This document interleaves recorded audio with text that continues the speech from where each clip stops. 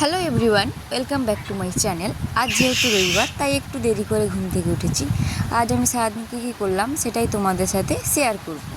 সোজা চলে এসেছি স্নান করে, যেহেতু মাঝখানে কোনো ভিডিও নিতে পারিনি, কারণ একটু ব্যস্ততার মধ্যে ছিলাম, তাই মাঝে কোনো ভিডিও নিতে পারিনি।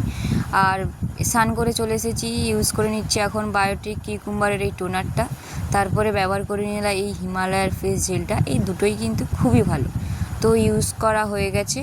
চলো এবার বসে পড়েছি খেতে। খাওয়ারে ছিল কুমড়ো ভাজা, লেবু, মাটন আর ভাত। মাটন খেতে কিন্তু আমি খুবই ভালোবাসি।